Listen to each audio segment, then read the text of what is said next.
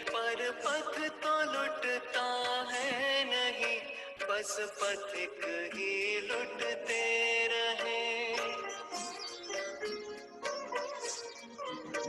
उस ही तरह रंग देख कर जड़कर मार लो कर्म का, जिन वर कहीं व्यवहार से यह वर्ण है इस जीव का।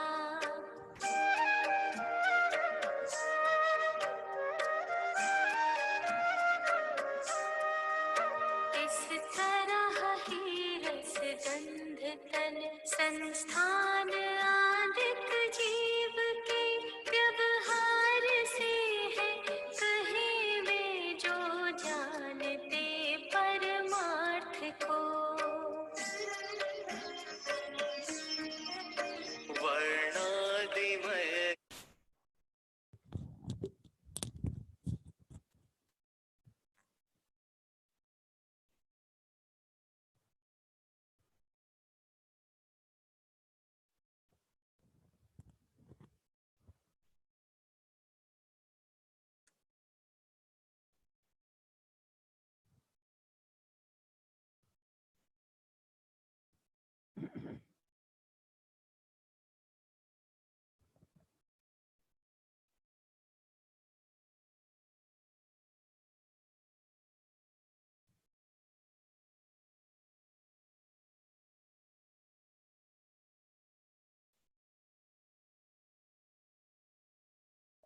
स्क्रीन चालू कर बोलोगे जैसे। नमो अर्हन्ताणं, नमो सिद्धाणं, नमो आयर्याणं, नमो वज्रायाणं, नमो लोये सव्वसाहूणम्।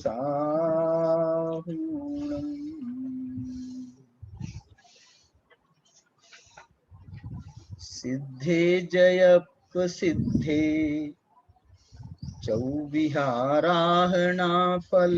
पत्ते, वन्दितार्हन्ते उच्छमाराहणं कमसो। ये जो हमने अभी मंगलाचरण किया है, ये काय का मंगलाचरण है? हमने इस छंद को तब सुना है जब हम तत्वार्थ सूत्र का पाठ करते हैं और उसके प्रारंभ में अथवा अंत में इस मंगल श्लोक का, मंगल गाथा का उच्चारण भी करते हैं। इसके बाद की एक और गाथा है, उज्जोवनमुज्जवनम निवाहनम साहनम च निच्छरणम दंसननान चरितम तवान माराणीय। इसमें जो है, आवाज आ रही है ना सुदर्शन जी? आ रही चाचा आ रही। हाँ, तो मैं ये कहना चाहता हूँ कि ये जो हम गाथाएं पढ़ते हैं तत्वार सूत्र के पाठ के साथ, ये गाथाएं भगवती आराधना का मंगलाचरण है। अब ये कैसे जुड़ गई इसके साथ में, वो तो समझ लो शोध का विषय है कि हम क्यों इन गाथाओं का पाठ उसके साथ में करते हैं। उसका ऐसा कुछ संबंध लगता है कि जैसे तत्वार सूत्रकार पता नहीं, मतलब बहुत उसका हम संबंध स्थापित नहीं कर पा रहे हैं,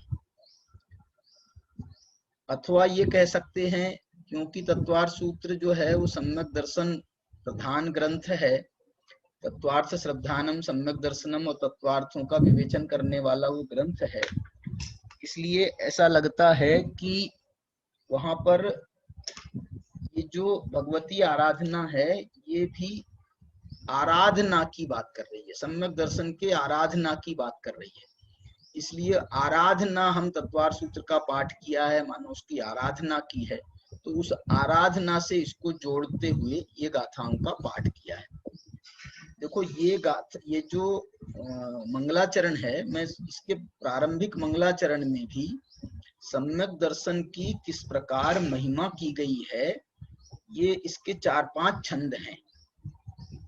जैसे ये पहला छंद पढ़ा, सिद्धे जयप सिद्धे, सिद्ध भगवंतों की जय हो। सिद्ध भगवंतों की जय हो, जिन्होंने सिद्धि को प्राप्त किया है। किसके माध्यम से प्राप्त किया है? चौविहाराहना फलम पत्ते, 4 प्रकार की आराधनाओं के माध्यम से जिन्होंने सिद्ध दशा की प्राप्ति की है अथवा सिद्धि को जय किया है, सिद्धि पर विजय प्राप्त की है, ऐसी आराधना की कहें अथवा उन सिद्ध भगवंतों की कहें जिन्होंने ऐसे फल को प्राप्त किया है, उनकी जय हो।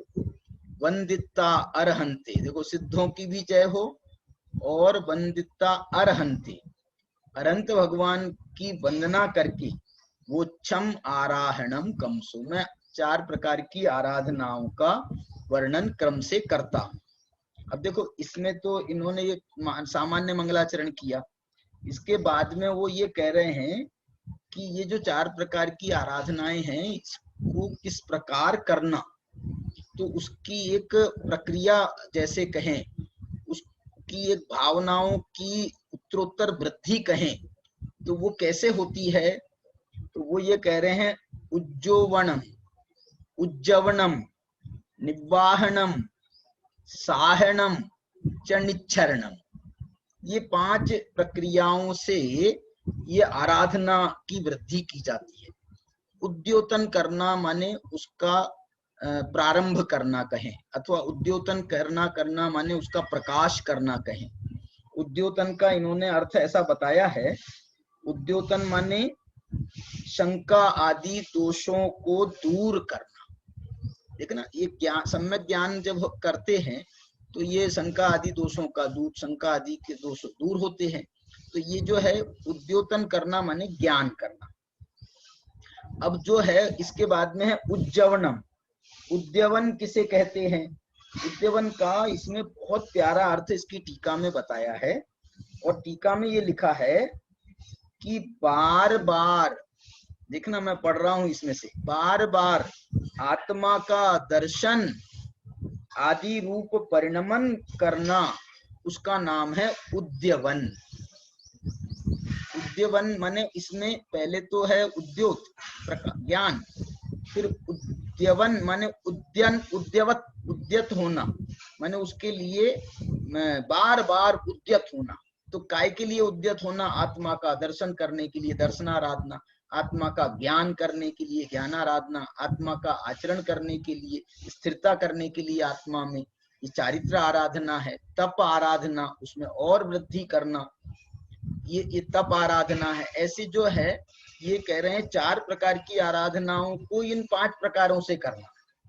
4 प्रकार की आराधनाओं को इन 5 प्रकार से माने उज्जोवन, मुज्जवनम, फिर इसके बाद में जो है निवाहनम किसे कहते हैं? निवाहनम किसे कहते हैं?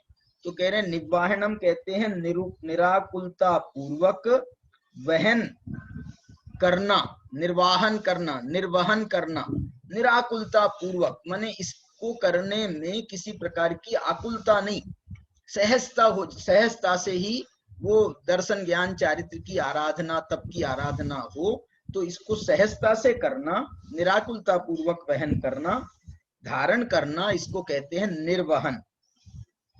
और कह रहे हैं निर्वहन के बाद में आपका साधन किसे कहते हैं? तो साधन कहते हैं अन्य कार्यों में उपयोग लगने से तिरोहित हुए सम्यक दर्शन आदि रूप परिणामों को पुनः उत्पन्न करना साधन है। साधन क्यों करना पड़ रहा है? क्योंकि हमारा उपयोग दूसरी जगह लग गया। तो अब जो है पुनः यहाँ पर उपयोग लगाने के लिए जब हम उसके दर्शन ज्ञान चारित्र की आराधना करेंगे तो ये साधन के माध्यम से होगा, इसलिए साधन को कहा। और निस्तरण कह रहे हैं, निस्तरण देखो कितना बढ़िया भाव है।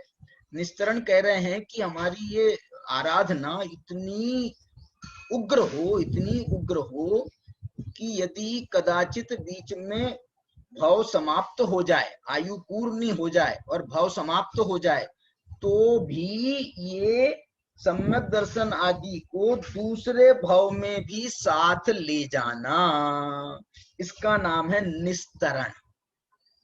उज्जोवनम निवाहनम अथवा निवहनम, निवहनम साहनम साधनम च निच्छरणम, निच्छरणम माने निस्तरणम, उसको आगे अगले भव आदि में भी ले जाना, इसका नाम है ये आराधना करने की बात है। और वास्तविकता मालूम क्या है?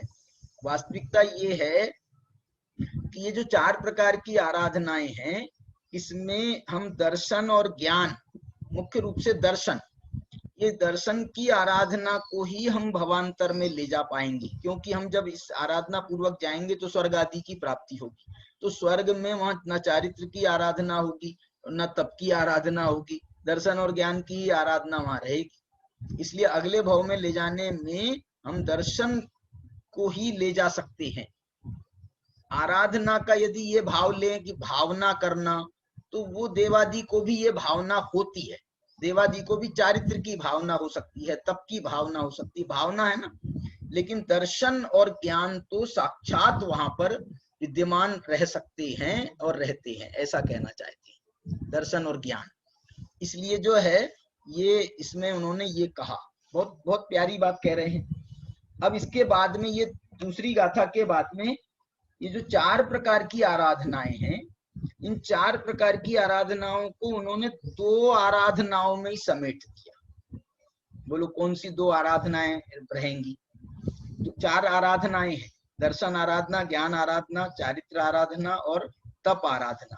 अब इसको उन्होंने 2 ही आराधना में उन्होंने संक्षिप्तीकरण कर दिया, समेट दिया। गाथा मूल गाथा में देखो क्या कह रहे हैं। दुविहा पुण्य जिन वहने भणिया आराहना समासेन। संक्षेप में ये 4 आराधनाएं, 2 प्रकार की आराधनाएं, दर्शन आराधना में ज्ञान आराधना का समावेश है और चारित्र आराधना में तप आराधना का समावेश है। तो 2 ही आराधनाएं रह गई। कौन कौन सी? सम्मतमीय पढ़मा, सम्यक्त्व में 2 आराधनाओं का समावेश हो गया, सम्यक दर्शन की भी और सम्यक ज्ञान की। विधियाय हवे चरितमी, और दूसरी आराधना है चारित्र आराधना। मैंने आपको 2 ही 4 आराधनाएं नहीं, 2 ही आराधनाएं करना है। एक दर्शन आराधना करना है, दूसरी चारित्र आराधना करना है। दर्शन आराधना यदि होती है तो ज्ञान की आराधना और चारित्र की आराधना ये होती ही होती है। क्या बोल रहे? दर्शन आराधना होती है तो ज्ञान आराधना और चारित्र की आराधना अंश में तो तत्काल उत्पन्न हो जाती है, लेकिन यदि हम कहें कि पूर्ण चारित्र की प्राप्ति, पूर्ण ज्ञान की प्राप्ति, तो ये दर्शन आराधना है तो ये निकट भविष्य में, अब ये जीव जो है ना, सम्यक दर्शन होने के बाद में इसकी भव्य नहीं रह गया, इसकी भव्यत्व शक्ति की अभिव्यक्ति भी हो गई। अब ये जो है ना, भव्य तो मिथ्या दृष्टि भी हो सकता है, लेकिन ये सम्यक दृष्टि हो गया है, तो अब ये भव्य नहीं रह गया, अब ये निकट भव्य हो गया है। निकट भव्य भी नहीं, अब ये जो है इसने भव्यत्व शक्ति की अभिव्यक्ति कर ली है। भव्यत्व शक्ति अभी शक्ति रूप में थी, अब ये प्रगट रूप में भी भव्यत्वपना प्रगट हो गया। ऐसा इसमें ये जो है, इसको इसलिए दर्शन आराधना में भव्यत्व शक्ति की इसमें व्यक्तता हो जाती है। तो यहाँ ये कहना चाहते हैं कि दर्शन आराधना, मैं क्या बताना चाह रहा था, दर्शन आराधना होती है तो उसके साथ में ज्ञान आराधना, चारित्र आराधना अंश में तो हो ही जाती है, और पूर्णता भी इनकी होती ही होती है। लेकिन अब यदि उल्टा चले, किसी को ज्ञान आराधना अकेले हो और चारित्र आराधना भी कर रहा हो और दर्शन आराधना ना हो, क्या होगा? तो उसकी ज्ञान आराधना और चारित्र आराधना फिर ये गारंटी नहीं लेंगे कि अब इसको जो है भव्यत्व गुण प्रकट होगा ही होगा। ज्ञान अकेले से 11 अंग 9 पूर्व के ज्ञान से कोई सिद्धि नहीं हो रही है। चारित्र में भी यदि द्रव्य संयम हो गया और अंदर में सम्यक नहीं है तो वो द्रव्य संयम की गारंटी नहीं है।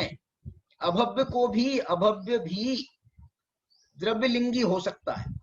जैसे अभव्य को 11 अंग 9 पूर्व का ज्ञान हो सकता है, ऐसे ही अभव्य को चारित्र में द्रव्य संयम, ऐसा द्रव्य संयम हो सकता है कि जो 9वें गृहव्यक तक उसको ले जाए, ऐसा द्रव्य संयम भी हो सकता है उसको। लेकिन उसके बाद भी सम्यक्त की कोई गारंटी नहीं है। क्यों गारंटी नहीं है? क्योंकि अभव्य को भी हो जाता है। इसलिए जो है सम्यक्त की आराधना जिसको प्रथम स्थान प्राप्त है। एक बात बताना चाहता हूं, तो सम्यक दर्शन की महिमा कर रहे हैं, तो अब ये साहब आप दर्शन आराधना की बात क्यों कर रहे हो? देखो, जो प्रकरण चलेगा ना, तो ये सम्यक दर्शन उस अपना रूप उस रूप में ढाल करके आएगा। जब रत्नत्रय की बात करेंगे तो सम्यक दर्शन के रूप में उसको वो सामने आएगा। जब आराधना की बात करेंगे तो ये दर्शन आराधना के माध्यम से ये सम्यक दर्शन यहाँ पर प्रकट होगा। माने सम्यक दर्शन ही है ये, दर्शन आराधना माने सम्यक दर्शन ही है। अब यदि हम पंचाचार की बात करेंगे, दर्शनाचार, ज्ञानाचार, चारित्राचार, तपाचार, वीर्याचार, तो उसमें 5 आचार हो जाएंगे। मूलाचार में इसका विशेषण है। तो आप बोलोगे साहब देखो इसमें सम्यक दर्शन कहाँ है? तो इसमें अब जब दर्शनाचार की व्याख्या करेंगे तो वो दर्शनाचार में सम्यक दर्शन गर्भित है। दर्शनाचार सम्यक दर्शन ही है। इसलिए आप ये कहते हो कि सम्यक दर्शन में चारित्र कैसे होना नहीं होता है, अविरति को चारित्र नहीं होता है। अरे दर्शनाचार उसका शब्द है, ये दर्शन का आचार है, ये दर्शन का आचरण है। दर्शन को यदि सम्यक्त नाम देवें तो ये सम्यक्त का आचरण है, ये सम्यक्त्वाचरण है, ये सम्यक्त्वाचरण चारित्र है। मतलब ये जो है, आप ऐसा नहीं कह सकते हैं कि ये सम्यक दर्शन है तो वो सिर्फ श्रद्धा गुण की ही परिणति के रूप में रहेगा। ये आराधना में तो समझ लो भावनाएं गर्भित हो गई, ज्ञान उसका जो है, ज्ञान उसमें ज्ञान का समावेश हो गया, भावना का समावेश हो गया, आचार में चारित्र का समावेश हो गया। सम्यक दर्शन स्वयं आचरण है।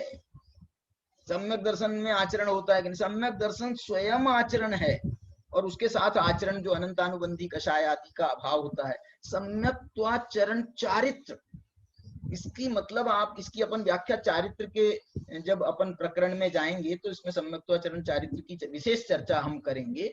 लेकिन अभी भी मैं ये कहना चाहता हूँ, ये सम्यक्त्वाचरण चारित्र जो है, इसके बिना सम्यक दर्शन हो नहीं सकता। और जैसे चारित्र में सकल चारित्र को हम 28 मूल गुणों के माध्यम से देखते हैं, देश चारित्र को हम 12 व्रतों के माध्यम से, 11 प्रतिमाओं के माध्यम से देखते हैं, ऐसे ही सम्यक्त्वाचरण चारित्र का भी अपना उसका कोर्स है। जैसे अनुव्रत का कोर्स 12 व्रत हैं, जैसे उसके वो गुण माने जाते हैं, 28 मूल गुण ये 19 दशा के मूल गुण माने जाते हैं, ऐसी सम्यक्त्वाचरण चारित्र के भी उसके गुण माने जाते हैं। कौन से गुण हैं? ये जो 8 अंग हैं, ये उसके सम्यक्त्वाचरण चारित्र के 8 गुण हैं, उसके गुण हैं ये। इसके बिना वो सम्यक्त्वाचरण चारित्र सम्यक दर्शन नहीं हो सकता। इसलिए सम्यक दर्शन के गुण है, सम्यक्त्वाचरण चारित्र के गुण है 8 अंग। नास्ति से कहें तो 25 प्रकार के दोषों का अभाव, दोष का अभाव भी एक प्रकार से गुण कहा जाता है। तो ये जो है ये भी उसके गुण है। इसके अलावा भी ग्रंथों में और बहुत सी चर्चा की है, प्रशम, संवेग, अनुकंपा, आस्तिक्य आदि गुणों को भी बताया गया है, प्रशम उनको भी गुण माना गया है।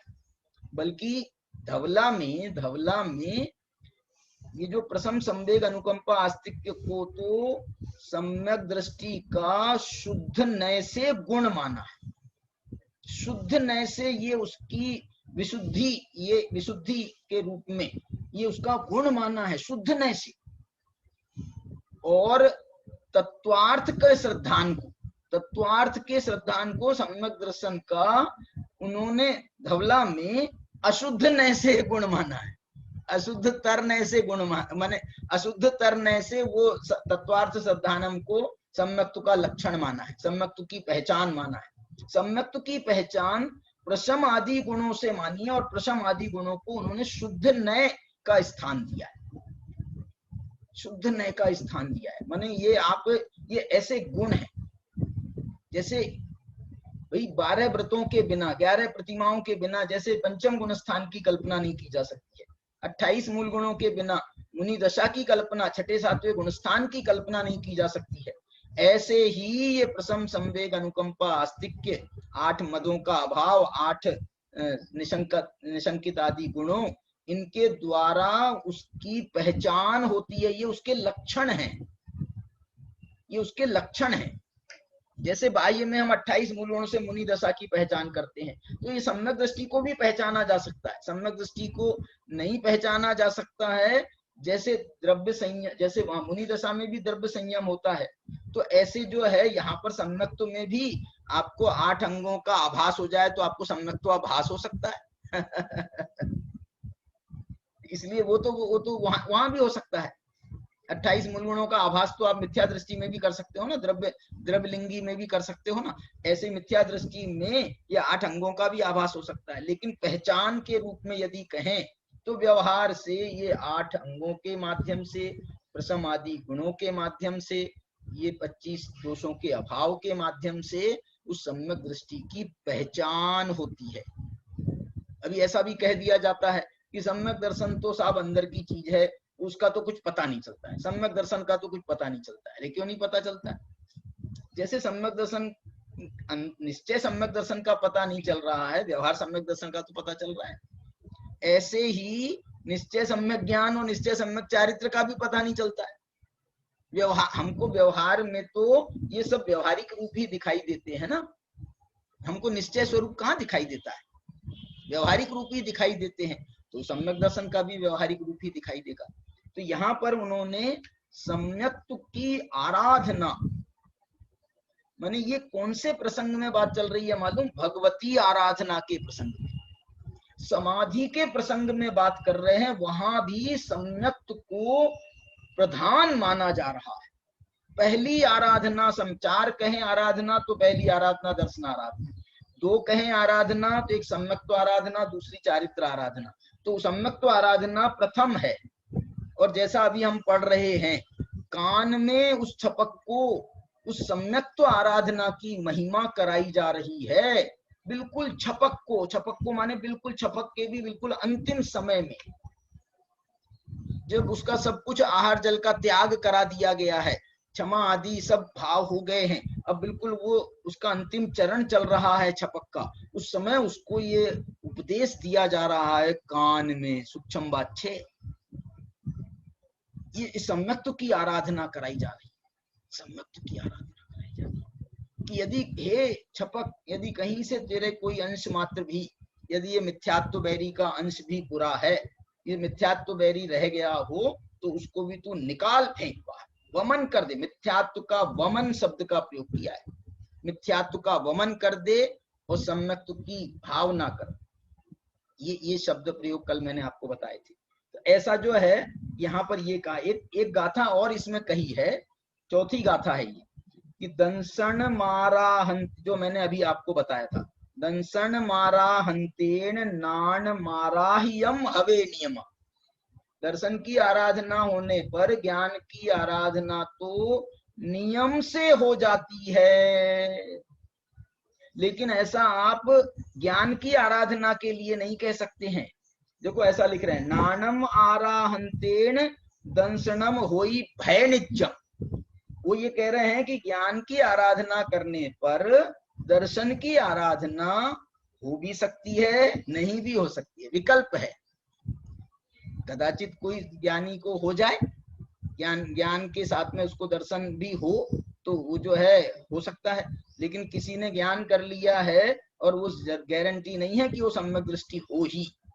नानम आराहंतेन दंसनम होई भय निज्जम। भय निज्जम का मतलब होता है विकल्प से, भजनीय है, भजनीय है, माने दर्शन जो है अब भजनीय है का मतलब हो भी सकता है और नहीं भी हो सकता है, ऐसा भजनीय का अर्थ ऐसा होता है।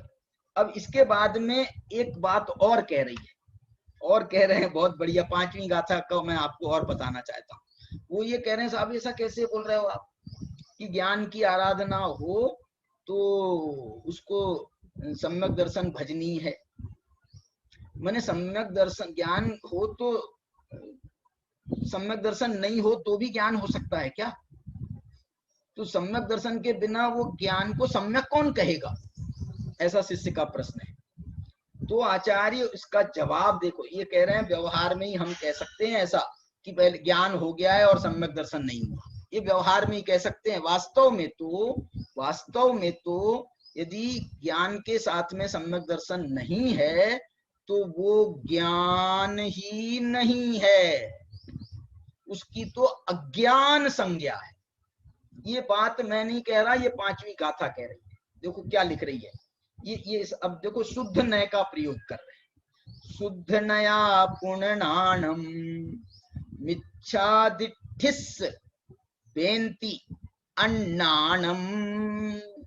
यदि शुद्ध नय से विचार करें, वास्तविकता में विचार करें, तो मिथ्या दृष्टि को ज्ञान होता ही नहीं है। फिर वो बात भी नहीं घटेगी, ज्ञान है तो दर्शन हो भी सकता है, नहीं भी हो सकता है।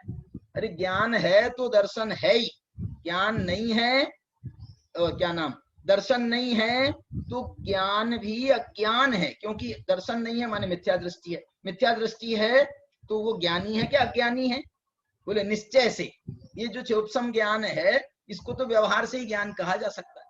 देखो शुद्ध नया पुनर्नाणम मिथ्यादिठिस बेंति अन्नाणम, मिथ्या दृष्टि का ज्ञान भी अज्ञान है। कौन से नय से? शुद्ध नय से। शुद्ध नय से माने निश्चय नय से। तम्हा मिथ्यादिठी नाणस्य आराहो नेव, इसलिए मिथ्या दृष्टि ज्ञान का आराधक नहीं होता। मिथ्या दृष्टि जो है वो ज्ञान का आराधक नहीं होता है। ज्ञान उसका सम्यक तभी कहलाएगा जब सम्यक दर्शन उत्पन्न होगा। सम्यक दर्शन के बिना ज्ञान की मिथ्या ज्ञान संज्ञा है। देखो व्यवहारिक भूमिका अलग बात है। अब हमको सम्यक दर्शन प्राप्त करना है तो हम ज्ञान के ही तो माध्यम से सम्यक दर्शन की प्राप्ति का प्रयत्न करेंगे। तत्व का ज्ञान करेंगे, तत्व ज्ञान करेंगे, तत्व विचार करेंगे, तत्व निर्णय करेंगे, यही तो प्रक्रिया होगी। तो ये जो प्रक्रिया है, इस प्रक्रिया को हम व्यवहार से स्वीकृत करते हैं, लेकिन शुद्ध नय से। प्रक्रिया को व्यवहार से स्वीकृत करते हैं, लेकिन शुद्ध नय से माने निश्चय से देखा जाए तो ये ज्ञान सम्यक तभी कहलाएगा जब सम्यक दर्शन हो जाएगा। ये बात को ये 5वीं गाथा में शिवार्य, आचार्य शिवार्य ने भगवती आराधना में भी उन्होंने ये बताया। तो इसी ऐसा मैं ये कहना चाहता हूँ, देखो लिख रहे हैं भगवती आराधना, और भगवती आराधना का प्रारंभ कर रहे हैं दर्शन की आराधना से। दर्शन की आराधना 4 आराधनाएं है ना, तो दर्शन की आराधना से तो करेंगे ही करेंगे। और दर्शन की आराधना में दर्शन की कैसी महिमा बता रहे हैं। ये सम्यक दर्शन बड़ी अलौकिक वस्तु है, कोई अलौकिक वस्तु है। सम्यक दर्शन जो है अलौकिक वस्तु है। इसको प्राप्त करना मतलब आपने क्या बोलना चाहिए, मोक्ष मार्ग का सम्यक दर्शन यदि आपने प्राप्त कर लिया है तो मोक्ष मार्ग का आधा काम तो हो गया। सम्यक की आराधना हो गई, अब चारित्र की आराधना बची, आधा काम हो गया। आधा काम नहीं, 90% काम हो गया। 90% नहीं, 99% काम हो गया। 99 नहीं, 99.99999999% काम हो गया। मैंने अब तो चारित्र की आराधना को बहुत काम नहीं माना है। देखो अनंत संसार कट गया कि नहीं कट गया, बता दो। अनंत सम्यक दर्शन होते से ही नरक में भी सम्यक दर्शन हो गया, उसका अनंत संसार कट गया। तो अनंत संसार का नाश हो गया, तो अब जो है, जो चुल्लू भर संसार बचा है, उस चुल्लू भर संसार को कितने % का स्थान नाम दोगे? अनंत संसार, अनंत भवों के सामने ये 2 4 8 भव, ये इनको क्या, इनकी क्या वैल्यू है? 2 4 8 भव, ये 2 4 8 भव में बस अब चारित्र की आराधना करना है। बस चारित्र की आराधना पूरी हो जाए तो जो है मुक्ति की प्राप्ति अवश्यम भावी है। असली पुरुषार्थ तो सम्यक दर्शन की आराधना में हुआ है। सम्यक दर्शन का पुरुषार्थ कम बिल्कुल नहीं गिनना चाहिए। सम्यक दर्शन का पुरुषार्थ बिल्कुल कम नहीं गिनना चाहिए। ये मैं मिथ्या दृष्टियों के लिए कह रहा हूँ लेकिन सम्यक दृष्टियों के लिए तो अब जो जो बाकी है उसको ही मुख्य करेंगे ना। सम्यक दर्शन का पुरुषार्थ तो वो कर चुका, अब तो चारित्र की आराधना बाकी है। तो हे सम्यक दृष्टि, अब तू 2 4 8 भाव का भी इंतजार क्यों करता है? चारित्र की आराधना कर लेगा तो उसी भाव में मोक्ष जा सकता है। चारित्र की आराधना कर लेगा तो उसी भाव में। इसके लिए एक बात देखना, एक सचेत कर रहा हूं, और ये मैं नहीं कर रहा, आचार्य भगवान ने यहाँ पर एक और सम्यक दृष्टि को भी सचेत किया है। बहुत बहुत माने प्यारी गाथा है, 7वें नंबर की गाथा है।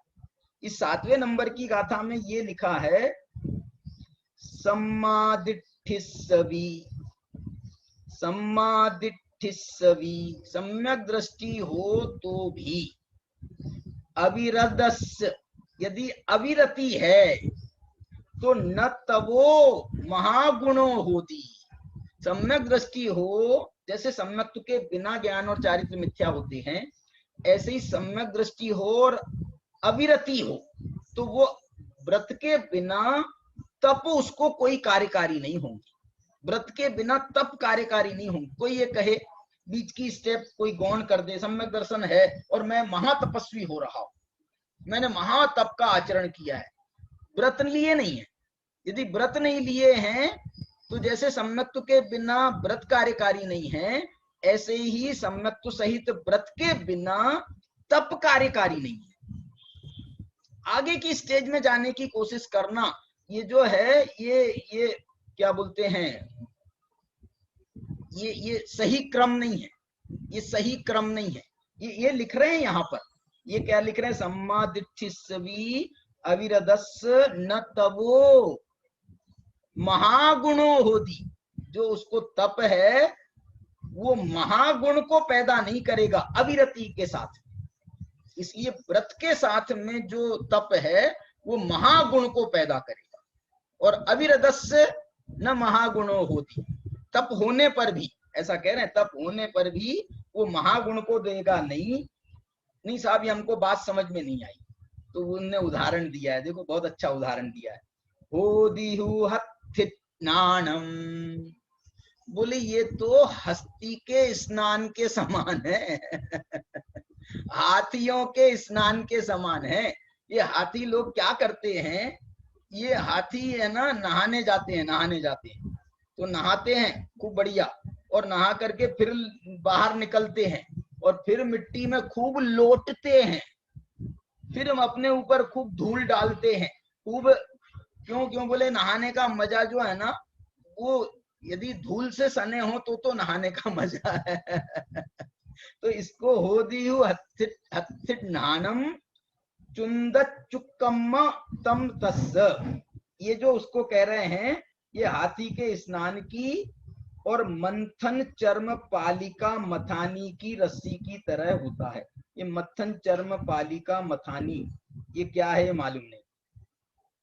मेरे को ऐसा लग रहा है ये ऐसा कुछ कहना चाहते हैं कि तुम मथ रहे हो ना, मथानी से दही को मथ रहे हो, तो दही को मथ रहे हो तो ये मथते मथते जो है ना, तुमने अपनी वो उसको निकाला, क्या बोलते हैं उसको, मथानी को निकाला और उसको चर्म पालिका में डाल दिया, चर्म के बर्तन में उसको रख दिया। तो बोले तूने क्या किया, मेरे को पक्का नहीं मालूम इसका अर्थ, लेकिन इसमें ये कहना चाह रहे हैं मंथन चर्म पालिका मथानी, ऐसा शब्द डालिए, मंथन चर्म पालिका मथानी। इसके उदाहरण की तरह है, उसकी रस्सी की तरह है, अथवा ऐसा कहना चाहते हैं कि जो रस्सी बनाई है ना मथानी की रस्सी, वो जो रस्सी बनाई उसको बनाते हैं ना, उसको सेटिंग करना पड़ता है उसका वो बनाने के लिए, यंत्र बनाने के लिए, तो मथानी को रस्सी लगाना पड़ता है, रस्सी नहीं थी तो इन्होंने चर्म की रस्सी से उसको बांध दिया, चर्म की रस्सी से बांध दिया। तो ये तो पूरी तूने जितना तेरा मथानी से फायदा नहीं हुआ था उतना तूने जो है ना इसको अशुद्ध अपवित्र बना दिया। इसलिए अविरति का तप करना ये अपवित्र, हाथी के स्नान के तरह और ये मंथन चर्म पालिका मथानी की तरह इसका उदाहरण दिया है। इस प्रकार से जो है यहाँ पर ये इन्होंने प्रारंभ किया है। इसमें उन्होंने सम्यक्त की महिमा भी गाई है और सम्यक्त के साथ में यदि व्रत का भी पालन हो जाए फिर तो क्या कहें। अब सम्यक्त के साथ में व्रत भी हो जाए और व्रतों का पालन यदि अप्रमाद से हो जाए, प्रमाद से नहीं अप्रमाद से हो जाए, व्रतों में भी महाव्रतों का पालन हो जाए, महाव्रतों का पालन भी अप्रमाद से हो जाए तो फिर क्या कहने। और उसके बाद भी फिर यदि तप हो जाए, फिर तो तप हो जाए माने अब तो सीधे श्रेणी में आरोहण करने का काम बाकी, श्रेणी में आरोहण करेगा, अरे वाह। फिर तो उसके बाद में यदि कषाय का भी पूर्ण अभाव हो जाए फिर तो क्या कहने। कषाय का अभाव हो जाए तो अब केवल ज्ञान में कितनी देरी है, केवल ज्ञान में कितनी देरी है। तो अब कषाय का अभाव हो जाएगा, यथाख्यात चारित्र हो जाएगा। तो ऐसा लिखा है कि तो कौन से भव कहलाते हैं ना वो, क्षुद्र भव, क्षुद्र भव।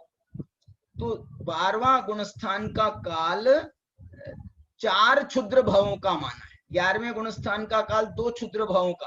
क्षुद्र भव, क्षुद्र भव का मतलब होता है एक श्वास में 18 क्षुद्र भव हो सकते हैं। ये एक श्वास में 8-10 बार जो ये कहा जाता है ना, ये 8-10 जो है 18 क्षुद्र भवों की कहानी है। इसमें एक श्वास में 18 क्षुद्र भव धारण कर सकता है ये जीव, 18 बार जन्म मरण कर सकता है, लेकिन वो अपर्याप्त अवस्था ही होती है, लब्धि अपर्याप्तक अवस्था होती है। तो वो ऐसी लब्धि अपर्याप्तक अवस्था में एक श्वास में 18 क्षुद्र भव होते हैं। वो 18 क्षुद्र भवों में ये 12वें गुणस्थान को मात्र 4 क्षुद्र भव लगते हैं। 4 क्षुद्र भव, एक श्वास का भी चौथाई भाग, क्या कितना चौथाई भाग, चौथाई से भी थोड़ा कम, 18 है ना, तो 4 क्षुद्र भव, तो चौथाई से भी कम, चौथाई से भी कम इतना बस काल लगता है। वो यथाख्यात चारित्र में 12वें गुणस्थान में और 13वें गुणस्थान की प्राप्ति हो जाती है। फिर तो 13वें गुणस्थान में पहुंचने के बाद तो उसके बाद तो फिर वो सारा काम ही खत्म हो जाता है। अब जो है वो समझ लो बुद्धिपूर्वक पुरुषार्थ का काम खत्म हो गया। अब तो जो है चाहे जितने समय तक संसार में रहे, सीमंदर परमात्मा, सीमंदर परमात्मा, ये सीमंदर परमात्मा जो आज सीमंदर परमात्मा है, ये पिछली 24 के कौन से 16वें तीर्थंकर के समय तो ये सीमंदर भगवान केवल ज्ञान को प्राप्त हो गए थे, और अगली 24 के 12वें तीर्थंकर कौन से नंबर के तीर्थंकर हैं, उनके बाद तक यही तीर्थंकर रहने वाले हैं अनंत अवस्था में। मोक्ष जाने की कोई जल्दी नहीं, क्योंकि सागरों की आयु है ना, सागरों की नहीं, सॉरी सागरों की नहीं, कितनी आयु है, 1 कोटि पूर्व की आयु। 1 कोटि पूर्व की यदि आयु है तो वो 1 कोटि पूर्व की आयु तो पूरी करेंगे कि नहीं करेंगे तीर्थंकर परमात्मा, तो वो आयु पूरी करेंगे। तब तक के जो है उनका समोसरण लगता रहेगा, समोसरण लगता रहेगा, दिन में 8-8 घंटे जो है तत्व चर्चा चलती रहेगी। ऐसा जो है इसमें बहुत मार्मिक प्रकरण इसमें दिया है। अब जो है मैं आपको कल जो हमने आपको प्रकरण अपना चलाया था उसमें उन्होंने ये कहा था, देखो ये कल भी जो चर्चा चली थी एक थोड़ी तो मिथ्यात्व के, एक तो प्रेरणा की बात करी थी। पहले उन्होंने मिथ्यात्व का वमन करो, सम्यक्त की भावना करो, इसकी प्रेरणा की बात वो हमने सुनी थी 721 से लेके 725 तक। उसके पहले भी 719 और 20 में भी कुछ चर्चा आई थी, वो कल हमने 7 गाथाओं की चर्चा पूरी करी थी। अब इसके बाद में वो 726 से 733 तक माने 8 गाथाओं में वो एक प्रकरण और ले रहे हैं, और वो प्रकरण ये कह रहे हैं वो 700 देखो इसमें ये प्रकरण, इसमें ये उत्थानिका बनाई है गाथा की कि मिथ्यात्व जन मोह महात्म्य मिथ्यात्व से उत्पन्न हुए मोह के महात्म्य का प्रत्याख्यापनाय माने उसका प्रत्याख्यान का मतलब होता है त्याग। तो मिथ्यात्व से उत्पन्न मोह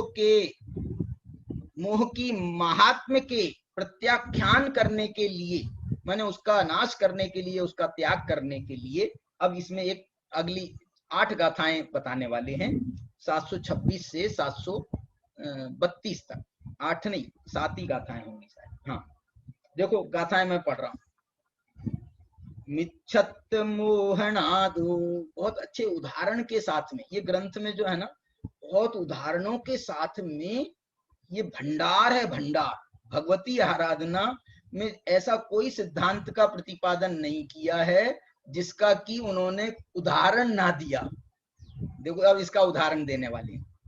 मिच्छत मोहनादो, मिथ्यात्व से उत्पन्न हुए मोह को, नादो उसका नाश कर, मोह नादो माने मोह के नाश नहीं, मोहन नादो माने मोहन करने से, मिथ्यात्व से उत्पन्न मोह से क्या होता है पहले तो ये बता रहे हैं। तो बोल रहे हैं धतूरय मोहनम वरम होदी। यहाँ उदाहरण क्या दे रहे हैं वो ये कह रहे हैं कि मिथ्यात्व से मोहित होने की बजाय उसकी तुलना में, मिथ्यात्व से मोहित होने वाला एक जीव है और दूसरा जीव है धतूरह मोहनम, और दूसरे ने धतूरा पी करके वो मोहित हुआ है। धतूरा पीने वाला जो जीव है ना वो पागलों के समान हो जाता है। धतूरा पीने वाला जो है, धतूरा जो है ना एक प्रकार का उसको मोहित कर देता है धतूरा। ये शराब आदि वाली बात नहीं है इसमें, ये नशा वाली बात नहीं है। वैसे तो उन्होंने इसके लिए नशे का उदाहरण दिया है, तुम्हारे चैढ़ालाकार ने। कौन सा नशे का उदाहरण दिया है? मोह महामद पियो अनादि, मोह रूपी महामद। तो उनने जो मद का उदाहरण दिया है वो तो आप शराब से उसकी तुलना कर सकते हो। और नशे वाली चीजें, ये आजकल जो सब चर्चा चल रही है ना काय की, ड्रग्स की तो ये तो जो है और एक पर एक 11 जो है ऐसे ये नशा पैदा करने वाले हैं। लेकिन यहाँ तो एक हमारे साहित्य में, पूरे साहित्य में, पूरे भारतीय साहित्य में एक ये धतूरे की चर्चा आती है। एक धतूरे का प्रसंग वहां भी उन्होंने कबीरदास जी किसके दोहे में आता है ना, यूं खाए बोराए जग त्यों पाए बोराए। वो क्या शब्द है वहां? कनक कनकते 100 गुनी मादकता अधिकाय। एक कनक का मतलब होता है स्वर्ण और एक कनक का मतलब होता है धतूरा।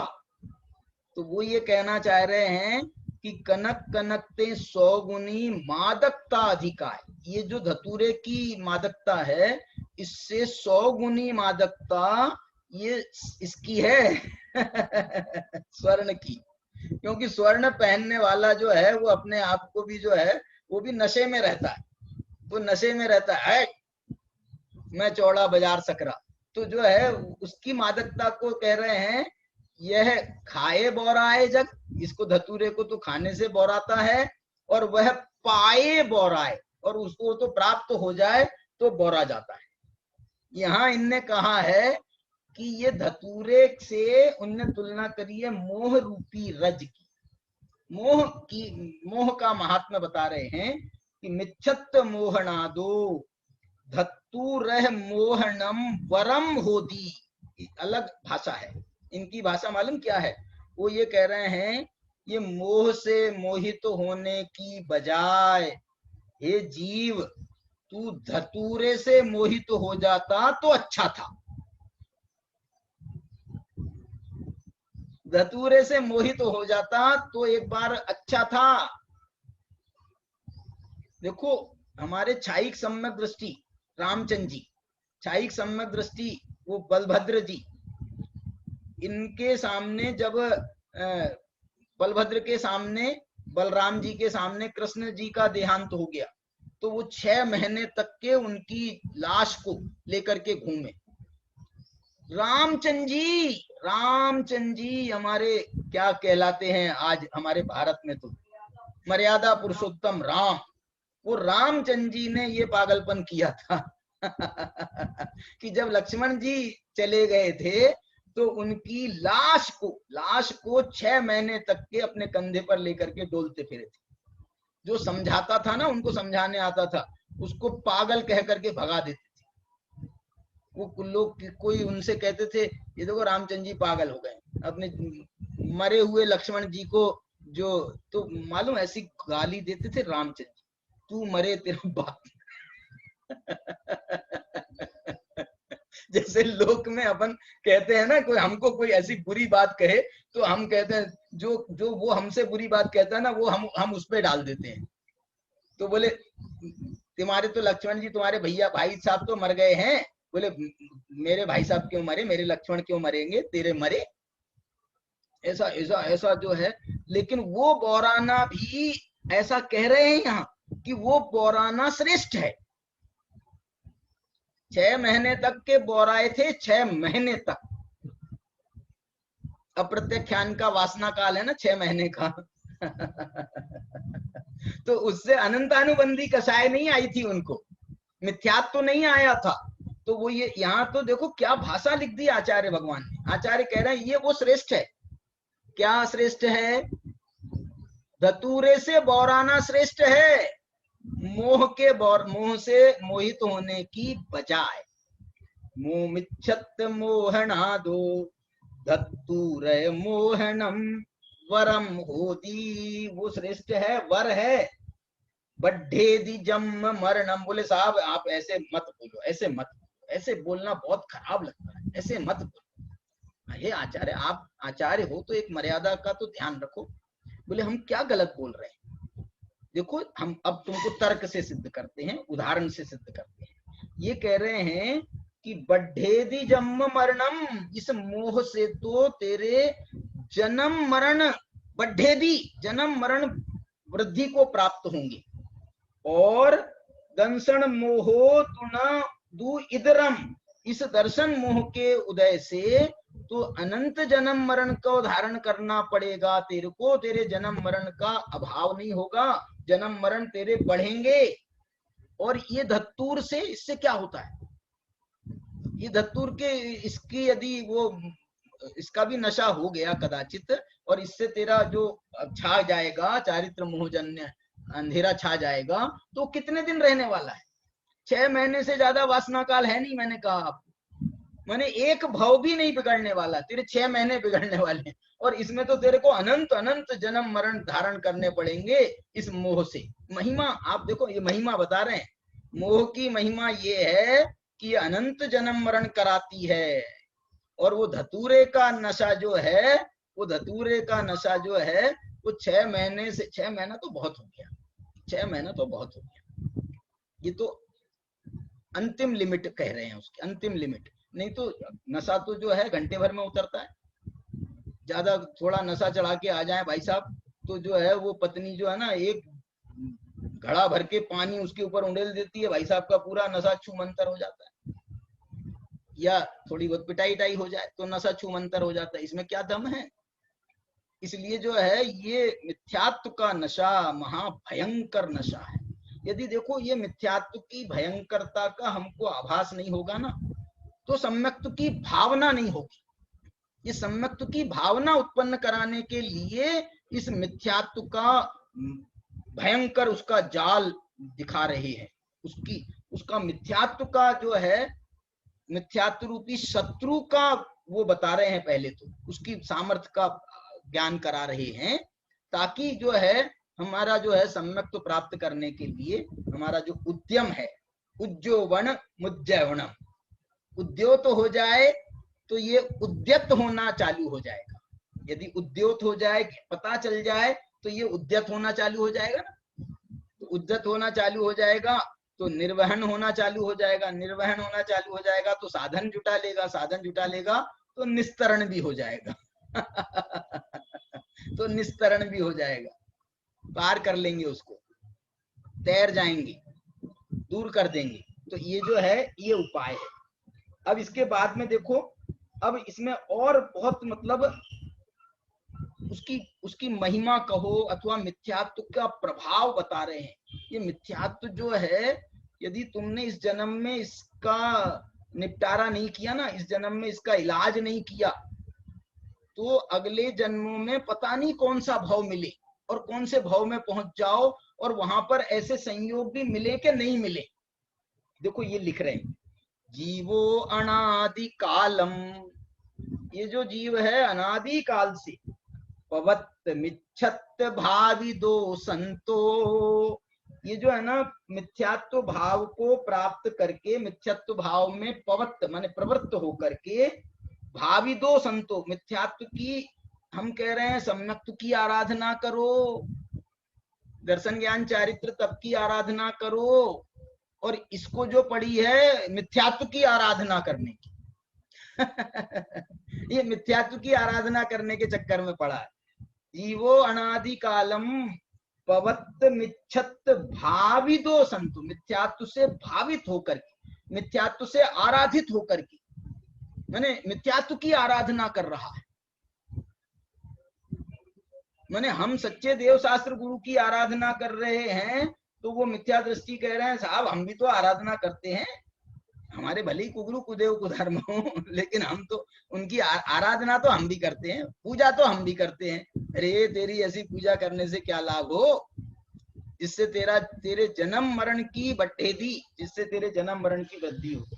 यहाँ कह रहे हैं न रमिज, देखो क्या संदेश दे रहे आचार्य, न रमिज नहीं, ऐसा कह रहे हैं वो, अनादि काल से तू मिथ्यात्व से प्रवृत्त होकर के, उससे भावित होकर के, न रमिज्जहु सम्मत्ते, तूने आज तक सम्यक्त्व में रमण नहीं किया है, एथ पयत्तम तु खादव्यम, इसलिए तेरे को प्रवृत्त पयत्तम प्रयत्न पूर्वक तुझे सम्यक्त्व की आराधना करना चाहिए। देखो प्रयत्न पूर्वक का मतलब है कि जो पुरुषार्थ है तुझे आज तो इस सम्यक्त्व का ही पुरुषार्थ करना तेरे को सबसे बड़ा तेरा कर्तव्य है। वास्तव में देखो मैं एक बात कहना चाहता हूं कि हम जो है ना बहुत जल्दी उगता जाते हैं। उगता कैसे जाते हैं, हमने साधना करी, कुछ आराधना करी, और हमको ऐसा लगता है यार सम्यक्त्व तो हो नहीं रहा है, सम्यक्त्व तो हो नहीं रहा है, तो चलो अब सम्यक्त्व नहीं हो रहा है ना, तो व्रत ले लेते हैं, चारित्र ले लेते हैं, महाव्रत ले लेते हैं, मुनि बन जाते हैं, फिर सम्यक्त्व भी हो जाएगा। अरे तुम गलत लाइन पे नहीं जाना, ये गलत लाइन पे जाने का उपदेश दे रहे हो आप, गलत लाइन पे जा। अब जो है ना, अब तुमने व्रतों में पहुंच गए, तुम महाव्रतों में पहुंच गए, तुम उसमें खराब नहीं है, लेकिन तुम उसमें उलझ जाओगे, फिर ये सम्यक्त्व की आराधना का क्या होगा। हमको लगता है कि नहीं फिर तो और अच्छा हो जाएगा, और अच्छा हो जाएगा। मैं ये कहता हूं यदि तुमको वो अच्छा यदि समझना, तो गुरुदेव की स्टाइल बहुत अच्छी है। गुरुदेव ऐसा कहते हैं, तू अभी व्रतों के चक्कर में मत पड़, महाव्रतों के चक्कर में मत पड़। गुरुदेव भी करा रहे हैं, देखना क्या करा रहे हैं। गुरुदेव कह रहे हैं कि तू निवृत्ति ले ले। यदि तेरे को अभी सम्यक्त्व की आराधना करना है, स्वाध्याय करना है, ये 4 घंटा स्वाध्याय जो ये गुरुदेव कराना चाहते थे, तो उसके लिए तू निवृत्ति ले ले।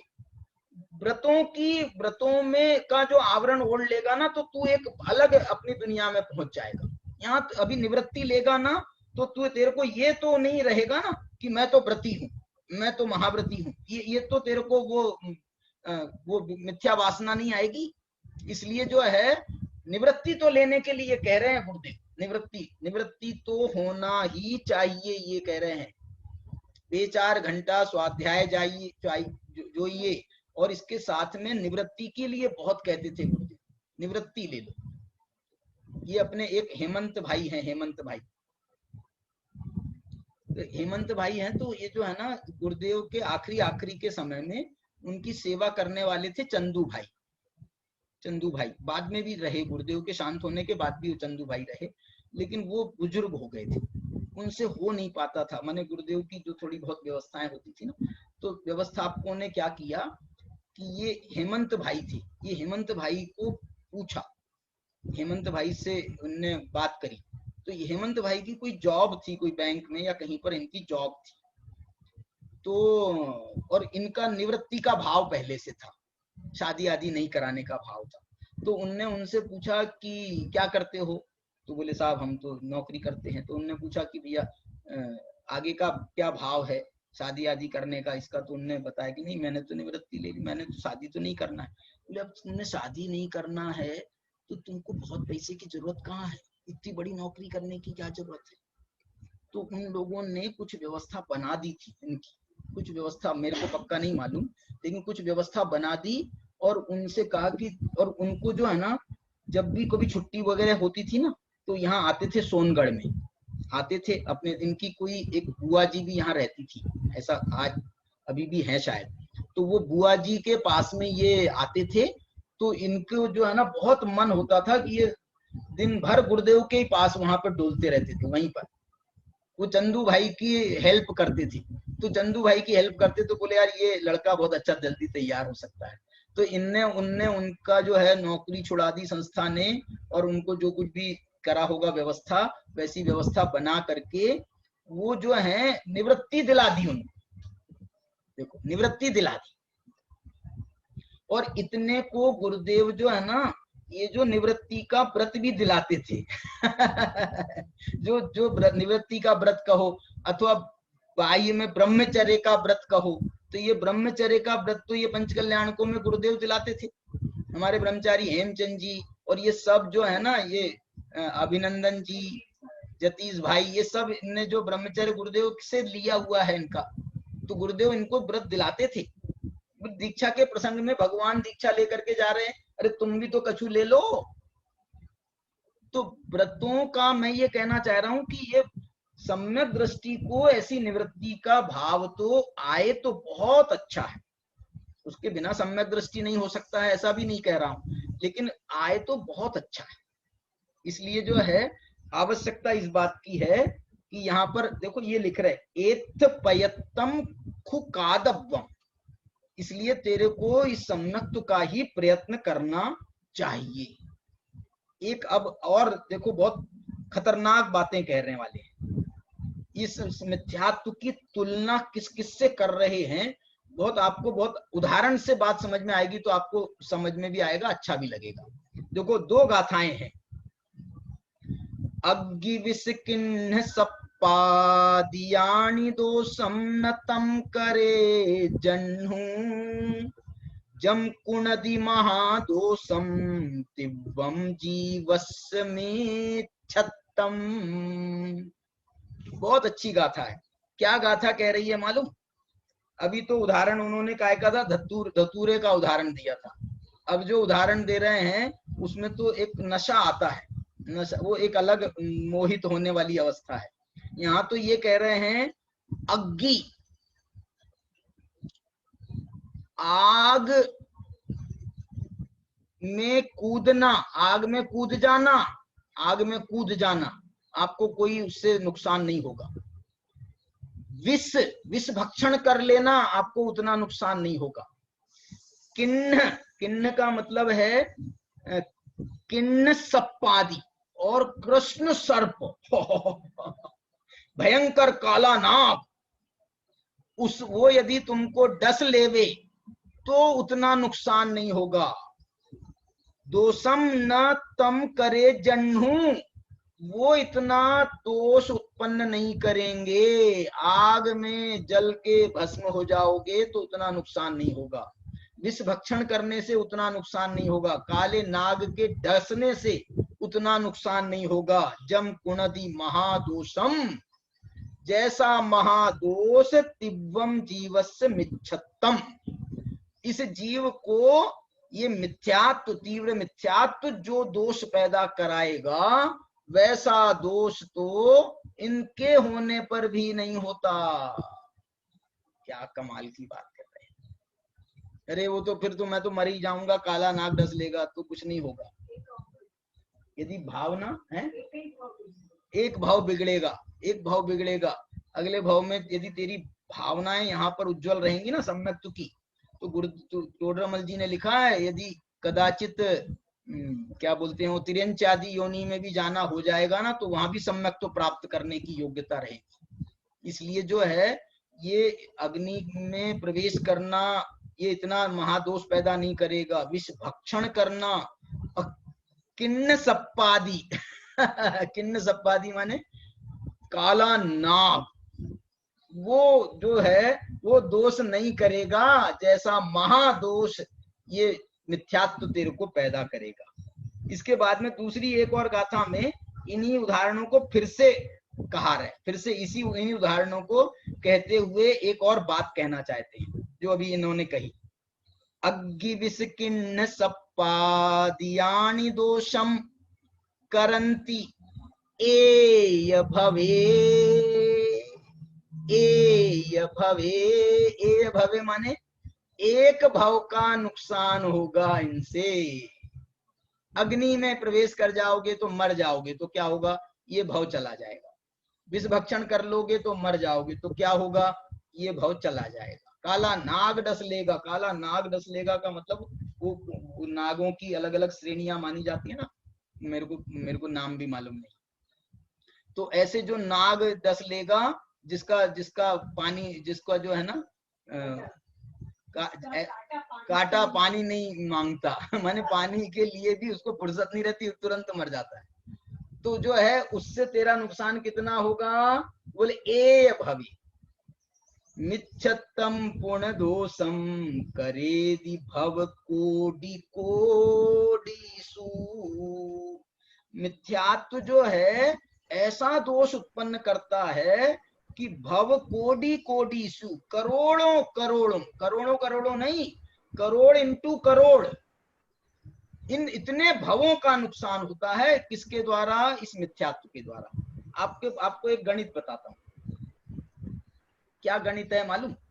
गणित ये है कि मिथ्यात्व का जो बंध होता है, वो मिथ्यात्व का बंध कितना बड़ा होता है, कितना तीव्र हो सकता है। उत्कृष्ट मिथ्यात्व का बंध कितना कहलाता है, स्थिति बंध 70 कोड़ा कोड़ी सागर। क्या? 70 कोड़ा कोड़ी सागर। एक सागर होना भाई साहब, एक सागर भी इतना बड़ा है, इतना बड़ा है कि एक सागर के अंदर असंख्यात भाव हो सकते हैं, हो सकते हैं कह रहा हूं। 33 सागर का एक भाव भी हो सकता है, लेकिन एक सागर के अंदर ये तिरंच आदि के भाव गिने, हम मनुष्य आदि के भाव भी गिने, तो ये असंख्यात भाव हो सकते हैं एक सागर में। और फिर ये 33 कोड़ा कोड़ी सागर, 33 सागर नहीं, 33 कोड़ा कोड़ी, करोड़ अंटू करोड़ वहां भी है। इसलिए जो है इनमें तो अनंत भाव हो सकते हैं। इस सागरों की आयु है, कितने भाव हो सकते हैं, असंख्यात ही होंगे, अनंत नहीं कहलाएंगे शायद। अनंत भाव तो परावर्तन में होते हैं, अर्ध पुद्गल परावर्तन में अनंत भाव होते हैं। इसमें जो है ये 70 कोड़ा कोड़ी जो सागर की स्थिति है दर्शन मोहिनी की, ये इसलिए ये कह रहे हैं ये तो एक भाव का नुकसान करते हैं, लेकिन मिच्छत्तम पुण्य दोषम करेदि भव कोटि कोटिषु, ये करोड़ करोड़ भवों में ये इस नुकसान पहुंचाती है। मिच्छत सल्ल विद्धा, मिथ्यात्व रूपी सल्ल से यदि विध जाए माने उसके चक्कर में आ जाए, तिब्बाओ वेदनाओ वेदंती। देखो एक उदाहरण देखना, एक जरा सा कांटा हो, एक जरा सा कांटा चुभ जाए आपको, तो वो कांटा आपको कितना सालता रहता है, कितना, जब तक कि वो कांटा निकल नहीं जाए आपको चैन नहीं मिलता है। ये कह रहे हैं यदि ये मिथ्यात्व की सल्ल से बिध गए ना भाई साहब, मिथ्यात्व के कांटे से यदि बिध गए ना, तो तिब्बाओ वेदनाओ वेदंती, इतनी तीव्र तीव्र वेदनाओं का ये जीव वेदन करता है। विसलित कंड विद्धा विसलित कंड विद्धा, बोले देखो सामान्य कांटा होता है उसका एक अलग प्रभाव होता है। ये जो कांटा है मिथ्यात्व का कांटा किसके समान है? विषलिप्त कंड, कंड माने कांटा, विषलिप्त कांटे से विधने के समान ये मिथ्यात्व से का दोष है। जह पुरिसा निपड़ी यारा, क्यों? क्योंकि इस मिथ्यात्व इससे जो है ना इसका प्रतिकार नहीं हो सकता। एक बार आग में जल रहा हो आदमी बचा लेवे तो हम कुछ प्रतिकार कर सकते हैं, विष भक्षण हो गया हो हम कुछ प्रतिकार करें तो वो उससे भी निपट सकते हैं, नाग ने काट लिया हो तो भी हम कोई उपचार शायद हो सकता है इनका। लेकिन ये ऐसा मिथ्यात्व का कांटा ऐसा है कि इसका निपड़ी यारा, इसका निप्रतिकारी, इसका कोई प्रतिकार नहीं है। ऐसा ये मिथ्यात्व का महादोष है। ऐसे जो है हमने समय तो हो गया है इसलिए हमने यहाँ जो है ना कितनी 5-6 गाथाओं का हमने स्वाध्याय किया, और इसमें जो वो सम्यक्त्व की महिमा बताने के लिए मिथ्यात्व की पहले महिमा बता रहे हैं। ऐसा आचार्य जो है उस मिथ्यात्व के दोष को महादोष की स्थापना कर रहे हैं, और इसकी विशेष चर्चा जो है अपनी चालू रहेगी भगवती आराधना के माध्यम से। हम अभी और 10-12 गाथाओं का स्वाध्याय करें। मैं एक बात कहना चाह रहा हूं कि जो है ना हम अभी स्वाध्याय के बाद जो है ना 2 मिनट का मौन पहले रखेंगे। आप 9 बार नमोकार मंत्र भी पढ़ सकते हो उसमें, यदि आपका मन नहीं लग रहा हो, और मन लग रहा हो तो आप जो स्वाध्याय में हमने विषय का चिंतन किया उसका आप विचार करो, ध्यान करो, और उसके बाद जिनवाणी स्तुति करते हैं। जिनवाणी स्तुति के बाद में 9 बार नमोकार मंत्र, पहले 9 बार नमोकार मंत्र अथवा ध्यान विचार, और उसके बाद फिर हम 9 बार नमोकार मंत्र क्या जिनवाणी स्तुति करके फिर हम अपनी पूर्णता करेंगे। हाँ, कुछ बोल रहे हैं अरुण जी? अरुण जी कुछ कह रहे हैं क्या? नरेश जी कुछ कह रहे हैं? नरेश जी, हाँ कोड़ा कोड़ी, नरेश जी बोलो। अरे नरेश जी को अनम्यूट कर देना।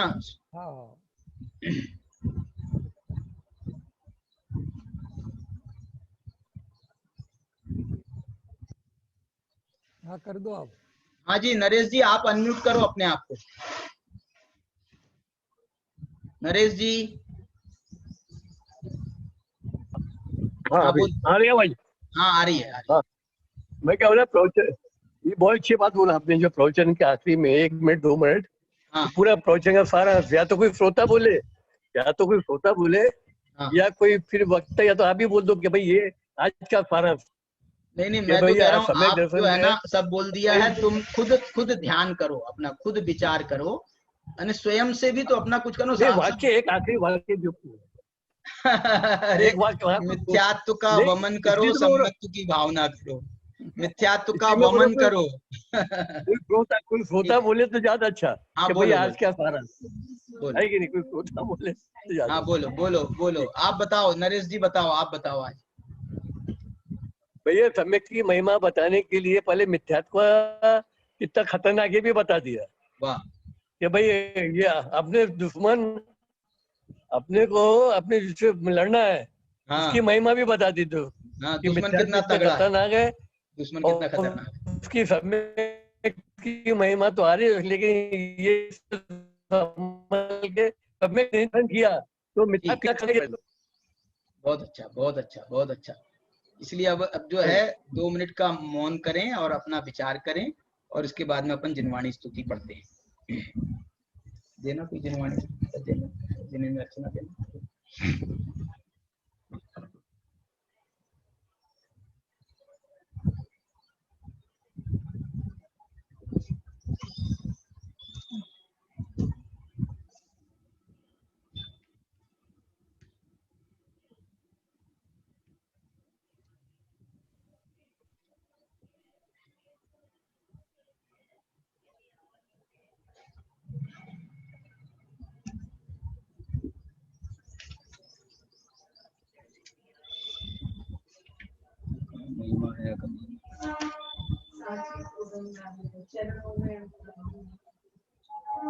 देखिए अपन ये जिनवाणी स्तुति कर रहे हैं, महिमा है अगम जिनागम की महिमा है। सबको अनम्यूट कर दो, सबको अनम्यूट कर दो, सब लोग गाएंगे साथ में। महिमा है अगम जिनागम की महिमा है, जाहि सुनत जड़ भिन्न पिछानी। ये जिनवाणी अपने जो है ना, ये जिनेंद्र अर्चना में है, पेज नंबर 322 पर। हम चिन्ह मूरत आत्म की महिमा है, हम चिन्ह मूरत आगम की महिमा है। रागादिक दुख कारण जाने, रागादिक दुख कारण जाने, त्याग बुद्धि दीनी भ्रम की महिमा है, त्याग बुद्धि दीनी भ्रम की महिमा है। महिमा है अगम आगम की महिमाए, ज्ञान ज्योति जागी उर अंतर ज्ञान ज्योति जागी अंतर, ऊंची बाढ़ी पुनि शम दम की महिमा है, महिमा है अगम जिनागम की महिमा है। कर्म बंध की भई निर्जरा, कर्म बंध की भई निर्जरा, कारण परम पराक्रम की महिमा है, कारण परम पराक्रम की महिमा है। महिमा है अगम जिनागम की, भाग चंद शिव लालच लाग्यो, भाग चंद लालच लाग्यो, पहुँच नहीं है जहाँ जम की महिमा है, पहुँच नहीं है जहाँ जम की महिमा है। महिमा है अगम जिनागम की महिमा है, महिमा है अगम जिनागम की महिमा है। जयकारा लगा लीजिए। जय बोलो जिनवानी माता की जय। जय। जय हो प्रभु। चलो सर।